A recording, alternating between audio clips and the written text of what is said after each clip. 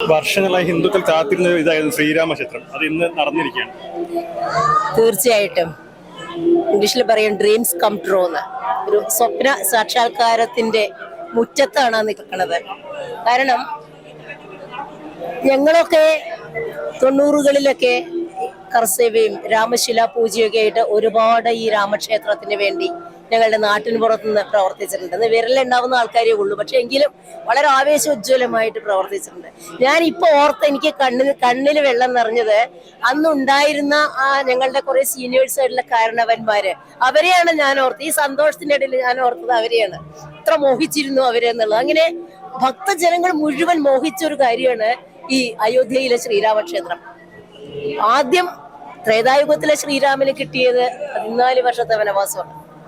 പക്ഷെ ഒരു രണ്ടാം വനവാസം സ്വന്തം അവകാശത്തിന്റെ മന്ദിരത്തിൽ നിന്ന്, അയോധ്യയിൽ നിന്ന് ഏതാണ്ട് 550ഓളം വർഷം രണ്ടാം വനവാസം കൂടി അനുഭവിക്കേണ്ടി വന്ന ആ ശ്രീരാമൻ തിരിച്ചു വരുമ്പോ ഭാരതം പുതിയ ഒരു കാൽവെപ്പ് തുടങ്ങുകയാണ്. ഒരു പരമ വൈഭവത്തിന്റെ ലോകത്തേക്ക്, ഉയരത്തേക്ക്. കാരണം നമ്മളുടെ സംസ്കാരം ഇവിടെ തകർച്ചയോടടുത്ത് കിടക്കുകയായിരുന്നു. വൈദേശികാധിപത്യം, സെമറ്റിക് ആധിപത്യം തുടങ്ങിയ കാര്യങ്ങള് ഭാരതത്തിന്റെ സംസ്കാരവും ജീവിത ശൈലിയും തകർക്കാനുള്ള വ്യക്തമായ ധാരണയോടെയാണ് ഭാരതത്തെ വർഷങ്ങളോളം, നൂറ്റാണ്ടുകളോളം ഭരിച്ചത്.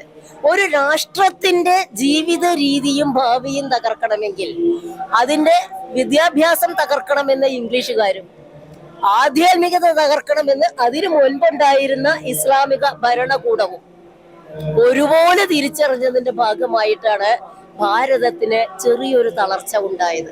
ഇന്ന് വീണ്ടും ഉയർത്തെണീക്കുകയാണ്. അത് സംസ്കാരം തിരിച്ചു പിടിക്കുന്നു. കാരണം വനവാസത്തിലൂടെ ഋഷികുല പാരമ്പര്യം, ലളിതമായ ജീവിതം, ഉയർന്ന ചിന്ത, ആ കാടിന്റെ വിശുദ്ധിയിൽ നിന്ന് സുവർണ ശുദ്ധിയിലേക്ക് വന്നിട്ടാണ് ശ്രീരാമൻ ശ്രീരാമചന്ദ്രനായത്, അഥവാ രാമൻ ശ്രീരാമനായത്. ആ രാമനാണ് വാൽമീകിയുടെ ഭാഷയിൽ പറഞ്ഞാൽ സർവ ഗുണ സമ്പന്നൻ. ഗുണമുള്ളവനെയാണ് നമ്മൾ മഹാനായി കാണുന്നത്. ആ ഗുണങ്ങളെല്ലാം തികഞ്ഞവന് മാത്രമേ മറ്റുള്ളവരിലേക്ക് ഗുണം സന്നിവേശിപ്പിക്കാൻ പറ്റുള്ളൂ. എന്തുകൊണ്ടാണ് രാമനെ നമ്മൾ ദൈവമായി കരുതിയത്? ഉയർന്ന തലത്തിൽ നിന്ന് അവതാരം എന്ന് പറഞ്ഞ താഴേക്ക് ഇറങ്ങി വന്ന് താഴെ തിന്മയുടെ ചതുപ്പിലേക്ക്, അകാലത്തിലേക്ക് പോകുന്നവരെ സുകാലത്തിലേക്ക് കൈപിടിച്ചുയർത്താൻ മുകളിൽ നിന്ന് വരുന്നവനെ ഉയർത്തിക്കൊണ്ടുവരാൻ പറ്റും. ഈ ഒരു ചടങ്ങ് ഇപ്പൊ രാഷ്ട്രീയപരമൊക്കെ BJP നടത്തുന്ന പരിപാടിയാണ്. ഇതിപ്പോ CPM കമ്മ്യൂണിസ്റ്റും ഈ ചടങ്ങിനെ ബഹിഷ്കരിച്ചിരിക്കുകയാണ്. നമുക്ക് ഓരോരുത്തരും അവനവന്റെ സ്വഭാവം കാണിക്കുന്ന സാധാരണ പറയും. CPM-ന് കമ്മ്യൂണിസ്റ്റുകാർക്കൊന്നും ഒരു ഇന്ത്യൻ കൾച്ചർ അവര് നുകർന്നിട്ടില്ല. അവർക്കൊരു വെസ്റ്റേൺ സെമറ്റിക് കൾച്ചറാണ്. അത് ഒരു കള്ളിക്കുള്ളിലുള്ള, ഒരു കള്ളിയുടെ പുറത്തേക്ക് നോക്കാൻ കഴിയാത്ത ശീലമാണ്. കമ്മ്യൂണിസ്റ്റുകാരെ സംബന്ധിച്ച് അവർക്ക് 18ാം പടി വേണ്ട, മാസപ്പടി മതി. നമ്മളെ കൃത്യമായിട്ട് അറിഞ്ഞതാണ്. അവരെ സംബന്ധിച്ച് ആധ്യാത്മികത ഇല്ല. പക്ഷെ അവരുടെ ആവശ്യത്തിന് അവര് ദൈവത്തിന്റെ പേര് പറയും. അവർക്ക് ആകെയുള്ളത് എന്താ? തിരുത്തൽ രേഖ, തിരുത്തൽ നയം. ഇന്നത്തെ പത്രത്തിലും ശ്രീ MV ഗോവിന്ദൻ പറഞ്ഞത്, തെറ്റുകൾ ഞങ്ങൾ തിരുത്തും. എന്തിനാണ് തിരുത്താൻ വേണ്ടി തെറ്റ് ചെയ്തത്? അപ്പൊ തെറ്റ് ചെയ്തുകൊണ്ടേ ഇരിക്കുന്നു എന്ന് സമ്മതിക്കുന്നവരാണ് ഇത്. അതിൽ അവസാനത്തെ തെറ്റാണ് ശ്രീരാമനെ ബഹിഷ്കരിക്കുമ്പോൾ അവർ അവഗണിക്കുന്നത്, അവർ അപഹസിക്കുന്നത്, അവർ പരിഹസിക്കുന്നത് ഭൂരിഭാഗം വരുന്ന സാംസ്കാരിക ഭാരതത്തിന്റെ ജനതയെയാണ്, അഥവാ സ്വന്തം നാടിനെ. പച്ച മലയാളത്തിൽ പറഞ്ഞാൽ മലന്ന് കിടന്ന് തൂക്കുക എന്ന് പറയും. കോൺഗ്രസ്സുകാർ ഒട്ടും മോശമല്ല. കാരണം നെഹ്റു പറഞ്ഞത് I am an English by education, Muslim by culture and Hindu by accident എന്നാണ്. അധികം പേര് കോട്ട് ചെയ്യാത്ത ഒരു സെന്റൻസ് ആണ്. ഞാൻ ഇംഗ്ലീഷ് വിദ്യാഭ്യാസ പ്രകാരം ഇംഗ്ലീഷുകാരനാണ്. കൾച്ചർ, സാംസ്കാരികമായി ഞാനൊരു മുസ്ലിമാണ്. അബദ്ധവശാൽ ആകസ്മികമായിട്ട് ഞാനൊരു ഹിന്ദുവാണ് എന്ന് പറഞ്ഞ നെഹ്റുവിന്റെ ഫോളോവേഴ്സ് ആണ് കോൺഗ്രസ്സുകാര്. അപ്പൊ അവരിൽ നിന്ന് മറ്റെന്ത് പ്രതീക്ഷിക്കാൻ പറ്റും? ആ ഒരു നമ്മള് ഇസ്ലാമിനെ നമ്മൾ ആരും കുറ്റം പറയില്ല, ക്രിസ്ത്യാനിനെ നമ്മൾ ആരും കുറ്റം പറയില്ല. അവരൊക്കെ ഇന്ത്യയിൽ നിന്ന് ഏറ്റവും കൂടുതൽ ഇതിനെ കുറിച്ച് ആദരവോടെ സംസാരിച്ച ഒരാള് മുസ്ലിം ആയിട്ടുള്ള ആരിഫ് മുഹമ്മദ് ഖാൻ എന്ന് പറയുന്ന നമ്മുടെ പ്രിയപ്പെട്ട ഗവർണറാണ്. അപ്പൊ ഭാരതത്തിൽ നിൽക്കും, ഞാൻ ഒരു വീട്ടിൽ നിൽക്കുമ്പോൾ ആ വീടിന്റെ കാലുകളും ആ വീട് സുരക്ഷിതമായിരിക്കണം. ആ വീടിനെ തകർത്തിട്ട് എനിക്ക് എങ്ങനെ സ്വന്തം സുരക്ഷിതത്വം ഉണ്ടാക്കാൻ കഴിയും? അപ്പൊ ഇവിടുത്തെ കോൺഗ്രസ്സുകാരും കമ്മ്യൂണിസ്റ്റും ആദ്യം സ്വന്തം നാടിനെ സ്നേഹിക്കണം, സ്വന്തം നാടിന്റെ ഏകത്വം അത് ശിഥിലീകരിക്കാതെ നോക്കണം. ഭാരത് ജോഡോ യാത്ര എന്ന് പറഞ്ഞ് ഭാരത് തോടോ യാത്ര നടത്തുന്നതല്ല രാഷ്ട്രീയം. അത് വെറും രാഷ്ട്രീയമായിട്ടുള്ള ചെറിയ സ്വാർത്ഥതയ്ക്ക് വേണ്ടിയിട്ടുള്ളതാണ്. ഏകോപനം രാമൻ ചെയ്തത് സാംസ്കാരിക ഏകോപനമാണ്. ദക്ഷിണായന തെക്കോട്ടുള്ള യാത്ര സാംസ്കാരിക ഏകോപനമാണ്. നമ്മളൊക്കെ പറയുന്നതാണ് കൾച്ചറൽ നാഷണാലിസം, സാംസ്കാരിക ദേശീയത എന്ന് പറഞ്ഞ ഒരു ഏകോപനമാണ്. ഇതാണ് നമുക്ക് പറയാനുള്ളത്. അത് നമ്മൾ ഫോളോ ചെയ്യുന്നത് കൊണ്ടാണ് ലോകം നമ്മളെ ഇന്ന് അംഗീകരിക്കുന്നത്, ഭാരതത്തിനെ അംഗീകരിക്കുന്നത്. കാരണം ആ സാംസ്കാരിക ദേശീയതയാണ് ലോക സംസ്ഥ സുഖിനോ ഭവന്തു എന്ന് പറയാൻ കഴിയുന്ന വേറെ ലോകത്ത് ആർക്കും ആ ഒരു തത്വമില്ല. ആ മുദ്രാവാക്യം വസുദൈവ കുടുംബകം ഇന്ത്യയുടെ മാത്രമാണ്. ആ ഇന്ത്യയുടെ മാത്രം യോഗയാണ് ലോകത്തെ മുഴുവൻ ജനങ്ങളുടെയും ആരോഗ്യ, ശാരീരിക, ആത്മീയ ശ്രദ്ധയ്ക്ക് വേണ്ടിയിട്ട് മോദി കൊടുത്തത്. ഇതൊക്കെ ലോകം അംഗീകരിക്കുമ്പോ ചെറിയ ചില എന്താ പറയാ ക്രിമി പോലെയുള്ള ചിന്തയുള്ളവർക്ക് ഇത് അംഗീകരിക്കാൻ പറ്റാത്തതിന് എന്ത് ചെയ്യാൻ പറ്റും? പക്ഷേ രാമൻ രാമനാണ്, തിരിച്ചു വരവിലാണ്. നമ്മള് സാംസ്കാരിക പ്രാണപടമായിട്ട് രാമനെ കാണുക തന്നെ ചെയ്യും. അതുകൊണ്ട് ജയ് ശ്രീരാം ഇവിടെ മുഴങ്ങിയിരിക്കും. നമ്മൾ വർഷങ്ങളായി കാത്തിരുന്ന ഒരു സംഭവമാണ് അയോധ്യ, അതിന് നടന്നിരിക്കുകയാണ്. അതെ, ഡെഫിനറ്റ് ആയിട്ടും. കാരണം ഇതിപ്പോ നമ്മള് കുറച്ച് ദിവസങ്ങളായിട്ട് ഇതിനെപ്പറ്റി വളരെ കാര്യമായിട്ട് സംസാരിക്കുന്നു. എനിക്കിൽ ഏറ്റവും ഒരു ഡിഫറൻ്റ് ആയിട്ട് തോന്നിയത്, പല കാലത്തും ഇതുപോലെ പള്ളികൾ മാറി അല്ലെങ്കിൽ ഒരു വിദേശ ആക്രമണങ്ങളൊക്കെ വരുമ്പോൾ ഇതുപോലുള്ള അമ്പലങ്ങൾ മാറി പള്ളിയാവുന്നു, അല്ലെങ്കിൽ പള്ളി പേരും മുസ്ലിം പള്ളിയാവുന്നു, മുസ്ലിം ഇപ്പൊ ഹാഗിയ സോഫിയ പോലുള്ള ഇത് നോക്കുകയാണെങ്കിൽ അതാത് റെഷീമിന്റെ അല്ലെങ്കിൽ അതാത് ഭരണകൂടങ്ങളുടെ ഒരു ഇൻഫ്ലുവൻസ് പോലിരിക്കും, അല്ലെങ്കിൽ അവരുടെ ഒരു ധാർഷ്ട്യം പോലിരിക്കും. ഇത് ഏതാണ്ട് 80-85% ഹൈന്ദവ സംസ്കാരം കൊണ്ട് നടക്കുന്ന ഒരു ജനത ഉണ്ടായിട്ടും സ്വാതന്ത്ര്യം കിട്ടിക്കഴിഞ്ഞും ഒരു ലീഗൽ റൂട്ടിലൂടെ ഒരു ക്ഷേത്രം പണിയുക എന്ന് പറയുന്ന ഒരു കാര്യം അച്ചീവ് ചെയ്തത് ഒരുപക്ഷെ അയോധ്യയിലായിരിക്കും ആദ്യമായിട്ട് ചരിത്രത്തിൽ.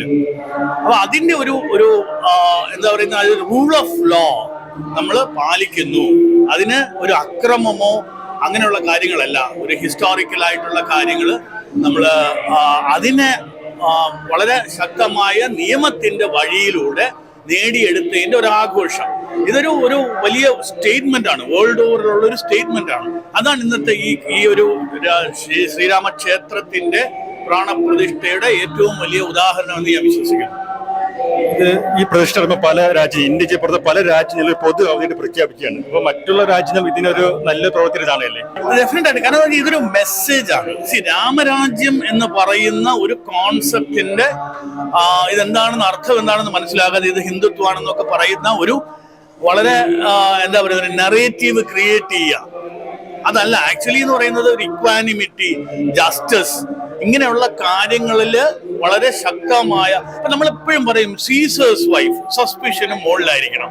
ഈ സീസേഴ്സ് വൈഫ് എന്ന് പറയുന്ന കാര്യം നമ്മൾ വാസ്തവം പറഞ്ഞാൽ അഗ്നിശുദ്ധി വരുത്തി നമ്മള് ഒരു സ്ഥിത, അതെന്താ നാട്ടുകാർക്ക് സംശയം ഉണ്ടായി എന്ന് പറയുന്നതാണ്. ഇത് തന്നെയല്ലേ നമ്മൾ ഈ വെസ്റ്റേണിൽ പറയുന്ന സീസേഴ്സ് വൈഫ് എന്ന് പറയുന്നത്. പക്ഷെ അതിന് എന്നിട്ടും നമ്മൾ പറഞ്ഞു സീതാദേവി അഗ്നിശുദ്ധി വരുത്തിയിട്ട് പിന്നെ അവരുടെ തിരിച്ചു വന്നില്ല. അപ്പോ ഈ സ്ത്രീ സ്വാതന്ത്ര്യത്തെ പറ്റി ധ്വംസിച്ചു എന്നൊക്കെ പറയുന്ന ആളുകൾ ഇതിന്റെ ഒരു ആന്തരിക അർത്ഥവും അതിന്റെ ഒരു കോൺസെപ്റ്റുവൽ മീനിങ്ങോ മനസ്സിലാകത്തില്ല. അപ്പൊ ഇതൊരു ഒരു ചെറിയ അയോധ്യ പോലെയുള്ള സ്ഥലത്തോ അല്ലെങ്കിൽ ഭാരതം മുഴുവനോ ഒന്നും നിൽക്കേണ്ട കോൺസെപ്റ്റ് അല്ല.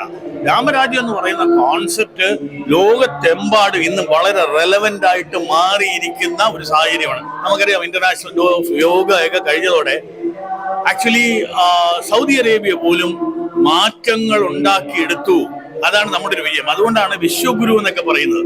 അപ്പൊ ഇതൊരാളുടെ വിജയമായിട്ട് ഞാൻ ഒരിക്കലും കാണുന്നില്ല. നരേന്ദ്രമോദി എന്ന് പറയുന്ന വ്യക്തി അതിനെ നേതൃത്വം നൽകി അതിനെ നെക്സ്റ്റ് ലെവലിലേക്ക് കൊണ്ടുപോകാനായിട്ട് ഒരു വലിയ തോതിലുള്ള ഒരു എഫേർട്ട് എടുത്തു. പക്ഷെ ഇതൊരു കൂട്ടായ വിജയമാണ്. ഭാരതത്തിൽ ജീവിക്കുന്ന എല്ലാവരുടെയും, നമ്മൾ എല്ലാവരുടെയും ഒരു വിജയമാണ്. നമ്മളുടെ ആ ഒരു കോൺസെപ്റ്റ് ഇന്ന് ലോകം അംഗീകരിക്കുന്നു. അതിനെ ആക്ച്വലി അതിലോട്ട് ഫോളോ ചെയ്യാനായിട്ട് ആളുകൾ വളരെയധികം സന്തോഷവാനായിരിക്കുന്നു. അതിൻ്റെ പ്രതിഫലനമാണ്, അതിൻ്റെ തുടക്കമാണ് ഇന്നൊരു പക്ഷേ ലോകം മുഴുവൻ ആളുകൾ ഈ പ്രാണപ്രതിഷ്ഠ ആഘോഷിക്കുന്നത്. ഭാരതത്തിൽ ഇത്രയും വലിയ ചടങ്ങ് നടത്തുമ്പോൾ കമ്മ്യൂണിസ്റ്റ് പാർട്ടിയും ഇന്ത്യൻ നാഷണൽ കോൺഗ്രസും ഇതിന് ബഹിഷ്കരിക്കുകയാണ്. ഇന്ത്യൻ ജനങ്ങളൊരു വെല്ലുവിളിയായിട്ട് ഇതായിട്ടുണ്ട്.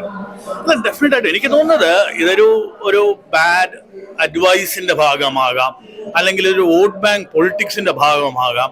ഇത് ആക്ച്വലി ഇന്ന് ജാതി മതഭേദമന്യേ ആളുകൾ എല്ലാവരും തന്നെ ഇതിൽ പങ്കെടുക്കുന്നു. അപ്പൊ ഇതിനൊരു രാഷ്ട്രീയം കാണേണ്ട ആവശ്യമില്ലായിരുന്നു. ഇത് പക്ഷേ എല്ലാവരും പറയുന്നു ഒരു സംഘപരിവാർ ഒരു ഇങ്ങനെയുള്ള കാര്യങ്ങളിൽ ജാതി മത ഇങ്ങനെ കുത്തി നിറയ്ക്കുന്ന പറഞ്ഞാൽ ഇന്ന് ആക്ച്വലി നടക്കുന്നത് എന്താ? എനിക്ക് തോന്നുന്നു ഈ കമ്മ്യൂണിസ്റ്റ് പ്രസ്ഥാനവും കോൺഗ്രസും അങ്ങനെയുള്ള ആളുകൾ എല്ലാവരും ഇതിനെ ജാതീയമായിട്ട് കാണുന്നു. അതായത് ഇത് ഇസ്ലാം മതവിഭാഗത്തിലുള്ള ആളുകൾക്ക് ഇതുകൊണ്ട് എന്തോ ബുദ്ധിമുട്ടുണ്ടാകും, അങ്ങനെ ഇവരെ പിന്തുണച്ചു കഴിഞ്ഞാൽ അവരുടെ വോട്ട് ബാങ്ക് മാറും എന്നുള്ള ഒരൊറ്റ പേടി കൊണ്ടല്ലേ ആക്ച്വലി നമ്മൾ എല്ലാവരും ചിന്തിക്കേണ്ടത്. അല്ലാതെ ഇത് ഏതെങ്കിലും ഒരു മുസ്ലിം സഹോദരൻ പറഞ്ഞോ ഇതിനകത്ത് ബുദ്ധിമുട്ടുണ്ട് എന്ന്? അതല്ല. അപ്പൊ ഇത് ഞാൻ ഇതിനകത്ത് ഒരു പാർട്ടിസിപ്പേറ്റ് ചെയ്താൽ ഇസ്ലാമിക മതത്തിൽ വിശ്വസിക്കുന്ന സഹോദരന്മാരുടെ ഒരു എഗൻസ്റ്റ് ആയിട്ട് അല്ലെങ്കിൽ ഒരു വോട്ട് കിട്ടില്ല എന്നുള്ളത് കൊണ്ട് മാത്രമാണ്, അല്ലാതെ വേറെ ഒരു റീസൺ ഉണ്ടെന്ന് എനിക്ക് തോന്നുന്നു. പിന്നെ ദൈവവിശ്വാസങ്ങളല്ലാത്തവർക്ക് വരാതിരിക്കാം, അതൊക്കെ അവരുടെ കാര്യം. പക്ഷെ ഇതൊരു പൊളിറ്റിക്കൽ ആയിട്ടാണ് ഇവർ രണ്ടുപേരും ബഹിഷ്കരിച്ചിരിക്കുന്നത്. ഇന്ത്യയിലെ ജനങ്ങൾക്ക് ഏറ്റവും സന്തോഷം നിറഞ്ഞ ദിവസമാണ്. ഭാരതത്തിലെ മുഴുവൻ ജനങ്ങൾക്കും ആനന്ദവും സന്തോഷവും അഭിമാനവും തോന്നുന്ന ഒരു ദിവസമാണിന്ന്. 14 വർഷം വനവാസം കഴിഞ്ഞ് ഭഗവാൻ ശ്രീരാമൻ അയോധ്യയിൽ വന്നപ്പോൾ അയോധ്യവാസികളെല്ലാം തന്നെ ദീപാലങ്കരണം നടത്തി ആഘോഷപൂർവ്വം സ്വീകരിക്കുകയായിരുന്നു. 500 വർഷത്തിന് ശേഷം ഭഗവാൻ ശ്രീരാമൻ സ്വന്തം ഗൃഹത്തിലേക്ക് പ്രവേശിക്കുമ്പോൾ നിശ്ചയമായിട്ടും ഭാരതത്തിലെ എല്ലാ സ്ഥലത്തും ലോകമാനമനം ഭാരതത്തെ സ്നേഹിക്കുന്ന എല്ലാവർക്കും ഏറ്റവും സന്തോഷം നൽകുന്ന ദിവസമാണ് ഇന്ന്. അഭിമാനം. ഈ ചടങ്ങിനെ ചില രാഷ്ട്രീയ പാർട്ടികൾ ഇതിന് ബഹിഷ്കരിച്ചിരിക്കുകയാണ്, CPM കോൺഗ്രസ് ആയാലും. അത് ജനങ്ങൾക്ക് നേരെ വെല്ലുവിളിയല്ലേ? ഈ രീതിയിലുള്ള പരിപാടികൾ നമ്മുടെ ദേശീയ അഭിമാനത്തിനുള്ള കാര്യങ്ങൾ അവർ ബഹിഷ്കരിക്കുക എന്നുള്ളതിൻ്റെ കാര്യം, അതിൻ്റെ അർത്ഥം അവർ ആത്മഹത്യാപരമായൊരു സമീപനം സ്വീകരിച്ചു എന്നാണ്. അതിൻ്റെ ഫലം അവർ ഭാവിയിൽ അനുഭവിക്കാൻ പോകുന്നേ ഉള്ളൂ. തീർച്ചയായിട്ടും ഇത് ചരിത്രത്തിൽ സമാനതകളില്ലാത്ത ഒരു ദിവസമാണ്. കാരണം 500 വർഷം ഒരു സമരം ലോകത്തിലെ ഒരു സമൂഹവും ഇതുവരെ നടത്തിയിട്ടില്ല. അപ്പോൾ ആ സമരത്തിൻ്റെ പരിസമാപ്തി എന്ന നിലയ്ക്ക് ഇന്ന് പ്രാണപ്രതിഷ്ഠയെ കാണാൻ സാധിക്കും.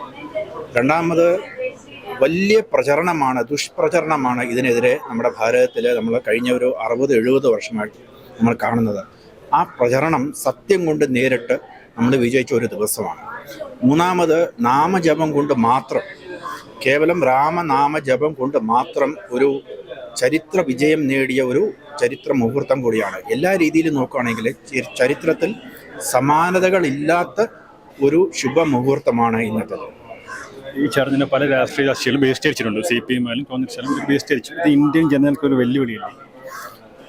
രാഷ്ട്രീയ പാർട്ടികൾ ഇത് രാഷ്ട്രീയം കാണുന്നുണ്ട്, ഹിന്ദുക്കൾ ഇതിൽ രാഷ്ട്രീയം കാണുന്നില്ല. അവർ ഇതിൽ അവരുടെ ആത്മീയതയാണ് കാണുന്നത്, അവരുടെ വിശ്വാസമാണ്, ഒരു വികാരമാണ്. ശ്രീരാമൻ എന്ന് പറയുന്നത് ഒരു വികാരമാണ്, അത് ഒരു വിചാരം കൂടിയാണ്. ആ വികാരവും മനസ്സിലാക്കാതെ ഒരു രാഷ്ട്രീയ പാർട്ടിക്കും ഭാരതത്തിൽ ഭാവി ഉണ്ടാവാൻ പോകുന്നില്ല. വലിയ ഒരു തിരിച്ചുവരവിൻ്റെ ലക്ഷണമാണ്. ആ തിരിച്ചുവരവ് മനസ്സിലാക്കാതിരിക്കുന്ന ഒരു രാഷ്ട്രീയ പാർട്ടിയും നിലനിൽക്കില്ല ഒരിക്കലും.